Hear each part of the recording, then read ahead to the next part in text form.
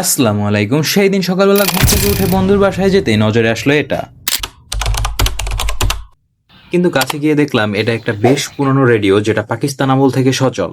বলা যাবে কোন জিনিস আমাদের সন্তানদের সুস্থ এটা অনেক দিন আগের না ছোটবেলা থেকে থেকে নম্র ও বিনয়ী শিক্ষা দিতে হবে যেন তারা আমার দয়ায় জাহান সারা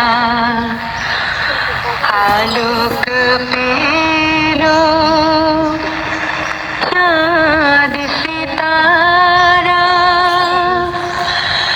জাগলো নদী। চলুন সংক্ষিপ্তভাবে রেডিওর ইতিহাস জেনে নেওয়া যাক। রেডিওর গল্প শুরু হয় 1864 সালে, যখন বিজ্ঞানী ম্যাক্সওয়েল প্রথম ইলেকট্রোম্যাগনেটিক তরঙ্গের তত্ত্ব দেন এবং পরবর্তীতে বিজ্ঞানী হার্শ সেই তরঙ্গ দৈর্ঘ্য তৈরি করে দেখান। আর রেডিওকে বাস্তবে রূপ দেন গুলিয়েলমো ম্যাকর্নি যখন 1895 সাল, তখন তিনি প্রথম বেতার বার্তা প্রেরণের মাধ্যমে রেডিওকে বাস্তবে রূপ দেন। সালটা যখন 1920 থেকে 40, তখন ছিল রেডিওর সোনালী যুগ। গান, খবর, এমনকি নাটকও প্রচারিত হতো রেডিওতে। কালক্রমের আধুনিকায়নে আজ রেডিও বদলে গেছে এফএম, ডিজিটাল এবং ইন্টারনেট রেডিওর সাথে।